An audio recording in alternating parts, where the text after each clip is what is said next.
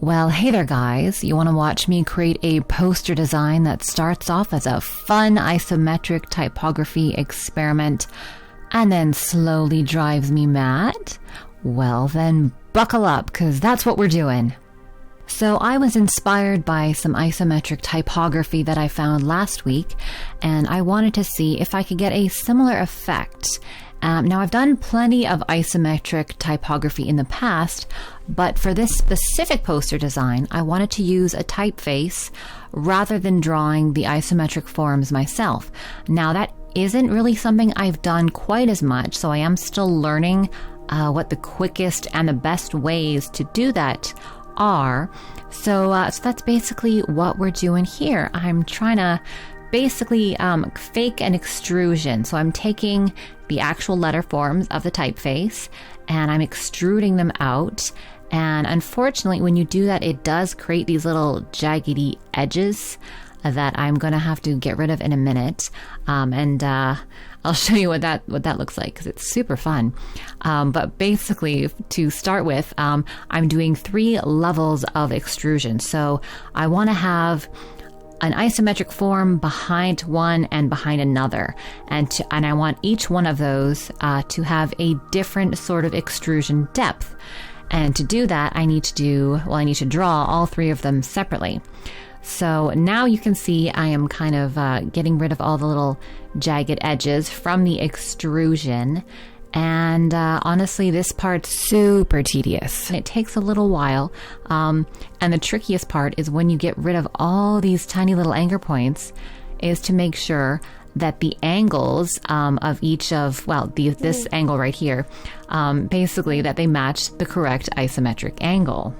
Because if the angle doesn't match with the correct isometric angle, you're basically you're kind of screwed as you go on, making all these little forms and everything.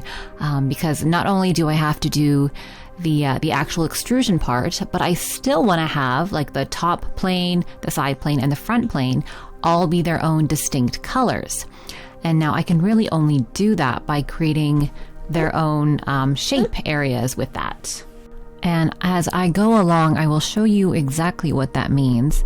But basically, I am, rather than drawing in the individual side plane, top plane, and front plane, I am drawing the entire thing and then creating those different planes. I don't know if you can hear the baby, but she's lying on me here, and she's tired, but she's probably gonna make some noise. Unfortunately, it's just part of the whole deal. So as you can see, I am doing the O. Now the O was probably the easiest to make. It didn't have a lot of anything, so it was a bit easier to do, fortunately.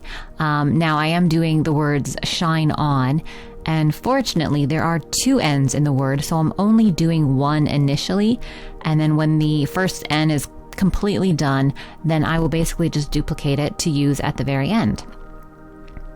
Now, for this stuff, this is the tricky part. I mean, a lot of it's tricky, but this was particularly annoying because I wanted to use these shapes and then the divide tool to get it to be its own individual, have its own individual side and front and top areas in each of the letter forms.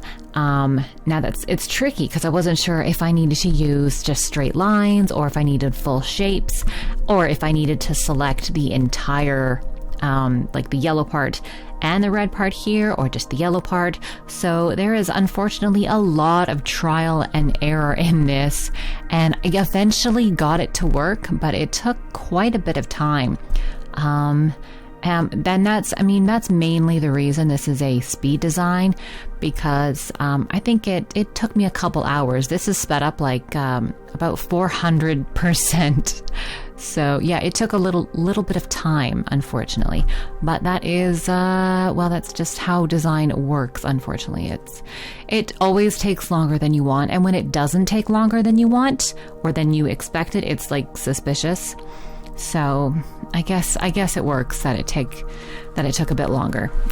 Regardless, the main reason why this is a particularly tricky project is it had no constraints. I mean, this is a project for me. It's just a fun one that I wanted to do with some isometric typography. There's no limitations, there's no constraints, there's no purpose, there's nothing.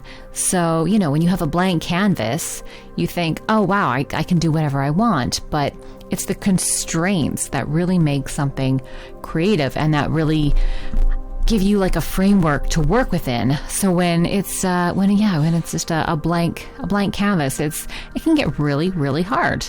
So you need the constraints. And the only ones I had in this were that I wanted it to be like a layered sort of isometric text look, and that I wanted it to be colorful. And that is mainly because the words I chose were shine on, and it felt like it should be something with a lot of color. Unfortunately, I did end up with that. Or maybe like something with a lens flare, but I ditched the lens flare idea. It wasn't going to work. I think lens flare is maybe a bit 2010. So, no lens flare. So again, this is just super, super redundant stuff. Now I'm doing the N, and again, there's like a lot of little bits that need to be used, like little shapes that needs to be filled in together, added together. Shape. I could have used the shape builder, but I really like the add tool. It's the one I'm probably the most comfortable with. Now in the E here, same thing. I'm drawing the lines so I can isolate the top plane from the side plane, or the front plane rather. And then, it gets tricky because the shape on the top isn't the shape underneath. But it took a while. I think this part overall, just doing the individual letters here, probably took me like an hour. And already when I was at this part, it was slowly starting to drive me insane. And the fun thing is, this is actually the second time I have done it today. So the first time I did it, I realized that my lines initially were not on the correct angle. And the whole thing it all falls apart if they're not on the right angle. That I think is like a 30-degree isometric angle. And it doesn't work otherwise. So I had to redo it all. But I'm pretty happy, thankfully, that it did turn out eventually how I wanted it to. Now you can see we are over one of the boring parts, and we have started adding in the fun colors. And then it's like, oh no, wait, we still have to do the other S.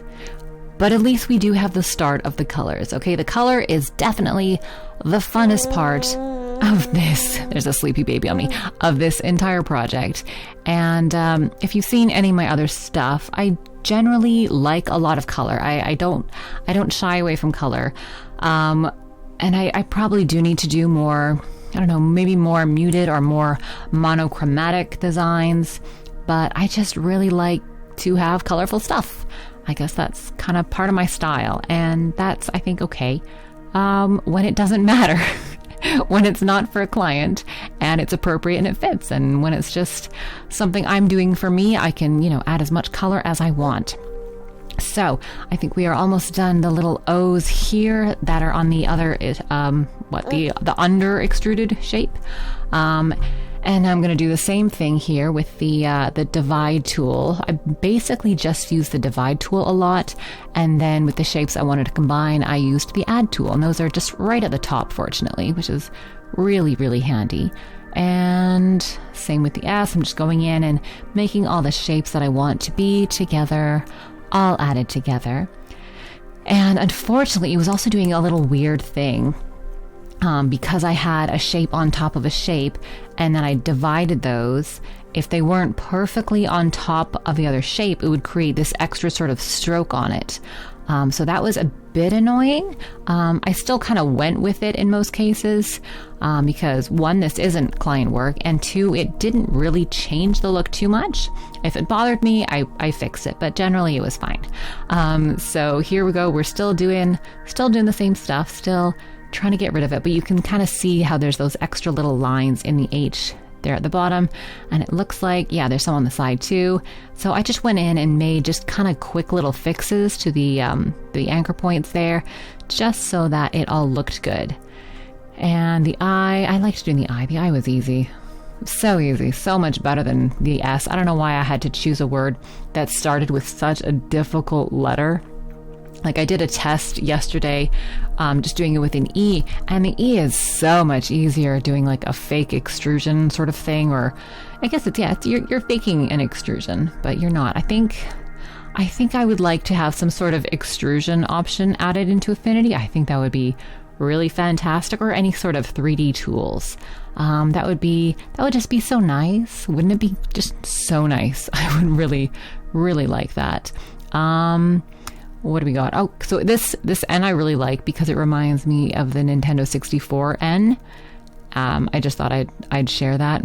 I quite liked it. I don't know if it's the same typeface. I didn't even look, but that's what it reminded me of. I don't know. And again, we're doing the E. The E is pretty easy aside from the little bits on the inside. And this E specifically is actually a little bit harder than I think the E that I was initially testing it with, because the top and the bottom bars I think are the same length, but the middle one is slightly shorter, which is interesting. And at this point, I gave up completely on doing the third one with the slightly less extruded depth, because this part just drove me so nuts. So I was just like, yeah, screw it. Let's jump onto the color. So now I'm going in and figuring out what colors I want. And as you can see, I really do want like the bright, fun colors. So yeah, like a pink, a green, an orange. I think I changed it to a yellow. I think I do, but I like these colors regardless. And it is actually really easy to change colors in Affinity, even if you've used like an absolute ton and they're hard to select. You just go up to select and you go select all, although I think it used to be a select menu, I think in Affinity Designer, but now it's somewhere at the top. You go under one of the other menus and then you hit select. And then select same, and then like the same fill color and everything. And it's really nice. Maybe I'll do just a video on that, I think. Just how to change the color of all of the same color in one document, because it is an extremely, extremely useful thing to know. So what are we doing now? Well, we are doing the slightly less extruded versions of the Shine On text, and this time I actually wanted to do a slightly different color, but at this point I just wanted to match it and make sure everything was working and everything was pretty and nice, and the angles matched and the shapes matched, because that's pretty important. But I was going through in my head what colors I actually wanted this to be. Oh, baby's unhappy. And now and I don't think I actually did much for like the diagonals of the letters. So I just kept the diagonal colors pretty much the same as, did I do the side? It's so funny. I just did this now. I can't remember. But I basically just kept it the same. I didn't do like a weird, like a color mix or something. I probably could have, but I didn't. I didn't think it was really necessary for this. So now I am just grouping all of them together now that they are done, but I'm grouping them all individually, not as a whole. So I'm taking the S that is extruded quite a bit, and I'm putting that on top of the S that is extruded just a little bit, and then we're going to change up the color here of the little s, not little s, slightly less extruded S, I suppose, to get that sort of kind of like a candy look. Actually, it looks like a fun little candy. And then I'm going to do the same with the H, change up the colors, and then basically just do that to all the letters. Get that nice one in the front and then get the little one in the back. And the tricky part here was figuring out how much space I wanted to have between the one in the front and the one in the back, because it's really going to change up the whole look of the poster. And I also wanted to have, more behind this. But at this point, because I already ditched the really, really minimally extruded ones, I was just basically going to duplicate the lower ones, if that makes sense. So now I am trying it where the letters are touching touching the slightly less extruded versions of themselves completely, just to see how that looks. And I do kind of like that look. It's kind of interesting. They're not apart from each other, but doing that let me basically group all of the same word together. And then I could move them all at the same exact amount, so they would all be a bit more consistent. And then I duplicated the back shape and added it, well, to the very, very back, so I could have an additional one behind it all, which was way easier than just using the other ones that I basically tossed out. It would have taken me, honestly, just way too long. But for this, I'm going back in and I'm changing all the colors again. So it's a lot less work because it's just a color change. Now, there is an easier way to do a color change, but I did want to just do it kind of like this. Now, because this is, I'm not actually sure if you could do it in Affinity Designer before. I never really did, but just using like an adjustment layer, you can change the color like that. And I will do that later on in this video. But for now, I didn't really want to do that because I wanted to have these basically exact colors in there. And I quite like these initial colors that I went with. So now I'm just selecting all the individual letters with all their little buddies behind them and trying to figure out what orientation I want them to be on. So now I want it to read shine on, but I don't want it to be on like the same isometric angle at this point. I want it all to be on not an isometric line, but an actual just proper horizontal line, if that makes sense. So I wanted all the letters just to read regularly from left to right and not at a diagonal. Now I do change that later, but at this point I wanted to see how that would look first. And I kind of like it because they're all facing the same way and they're all on a line, but they're all a bit, I don't know, it's just like, it's very dynamic, if you know what I mean. It just looks kind of cool. Now, I still went against it. So, basically right here, I'm trying to get them all into that same line, but I didn't really like how it looked. It still looked kind of awkward. So I do eventually end up putting them on an isometric line. But yeah, it's cool just to kind of see how they work on this. But it is interesting to kind of figure out how much spacing there needs to be between these little letters. And now you see I'm also completely torn between if I want the poster design itself to be horizontal or vertical, because the text themselves, or the text itself, is, well, it's on a diagonal and there's not a lot of text, but I also don't want the text to be too big. So it would work on a horizontal layout if I wanted it to take up a bit more room, or on a vertical if I want it to be a bit more minimalist, or if I want to have something else going on. And at this point, I'm not really sure what else I want to do.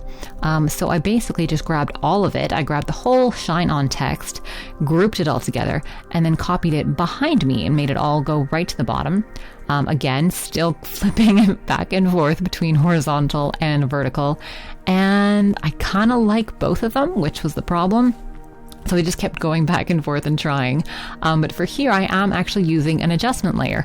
So with that whole shine on second text, basically just replicating the entire part, I'm just using an adjustment layer to change the hue, saturation, and luminosity and get something that's completely different. And that's a really nice, that was the baby, a nice, easy way of changing all the colors without having to go back in and do everything, crazy and a bit more involved again. So I like doing that. And I liked kind of having all the duplicate. It kind of looks like a little bit of a city. It's a quite a complicated. Wow, she is loud. There's a lot of details. Yes, I know you're tired. So there's a lot of details in there. What? Okay, so the baby, or the toddler, is now trying to add some commentary. And yeah, she is. At least she's happy now. That's good. But I'm not really sure what she's saying. She's still learning the whole talking thing. Yeah, you are. She's looking at me now. So here I'm trying to figure out what background color to use. Now, oftentimes I will like to use the same background color. Oh, no, she's unhappy. As I do for my stroke color, because then the strokes will blend in nicely to the background. So at this point, I kind of decided against a background color. But I don't know, maybe I'll do like an overlay color at some point later, which I often do. But I thought what would be fun with this is to have isometric, basically on the top plane, just straight solid colors coming kind of out of the text, just for a little bit more something, you know, like it just kind of needed something. And maybe that's just my maximalism eye talking. I tend to prefer more maximalist than minimalist. And I don't know, maybe I just wanted more color. I'm not quite sure. It just felt to me like it needed something.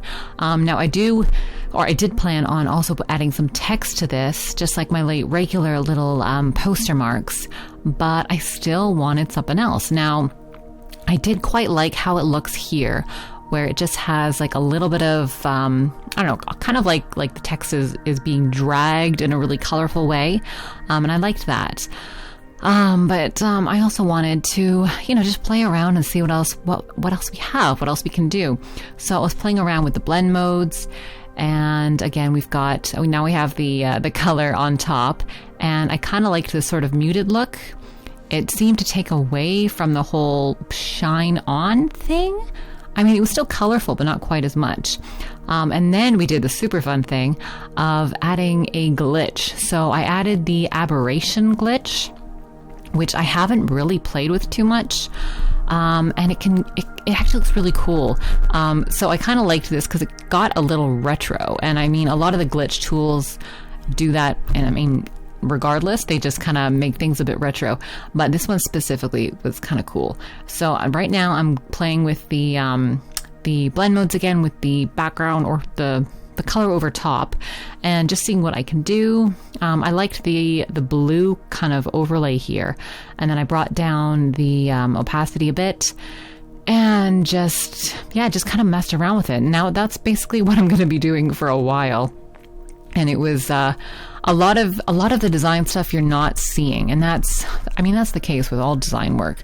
You just don't see the part where the designer sits in front of their computer staring at the work for like a solid half hour, being like, what else should I do? And at that point, the best thing you can do is take a break. Just go do anything else. Unfortunately, I have a toddler, and I am on a time crunch, so if I don't get this done now, it's not going to get done. So I couldn't really do that, but I did take like a walk and do some exercise very, very quickly, and then come back to this. And when I came back, it was, okay, well, why don't we play a bit more with the glitch? And why don't we just have fresh eyes? It doesn't even have to be a decision you make. It's just having those fresh eyes coming back. Sometimes that's all you really need. And now here we're actually in the glitch filter, kind of like customization stuff. And one really cool thing you can do is actually apply a glitch to just like the image as a whole, and that's in the like the edit filter options and stuff. So you can see I'm playing around with those, and that was really more of an experiment than anything I actually planned on using. But I still liked playing with them because they're fun, and they're still new. These are still relatively new tools that I haven't really had for very long. We've had them for like almost a month now, and that's it. And that's not nearly as long as, you know, we've had a lot of like Photoshop filters and stuff. So I want to experiment more. So now I think we have a beautiful color scheme that is nice and bright. So I'm adding on my text. Now the text is just from a previous poster, and I basically just went copy and paste right on there. And then I'm going to add some margins in, so I get it to be nice and exactly where it needs to be in the corners there. And I'm messing around with the layers. Oh, and I like this actually, that when you do apply like the glitch filter, you can kind of move it around, which is pretty cool, because it's like a separate layer essentially. And then you can just mess around with the placement of it, and especially if it's over text, you can see how it modifies the text in so many fun different ways. So now the poster is basically done. I like the colors a lot. They are super, super bright, and with the glitch filter, it just adds like a little bit more to it, and I quite like it. And we're done, and I kind of like the retro-y feel. It's super retro, but like also super bright. And when I say retro, I'm not sure what year, but I still like it. It just feels retro, you know? Yeah, it does. So thank you guys so much for watching. If you have any other ideas for things you would like to see, just let me know. All right, bye.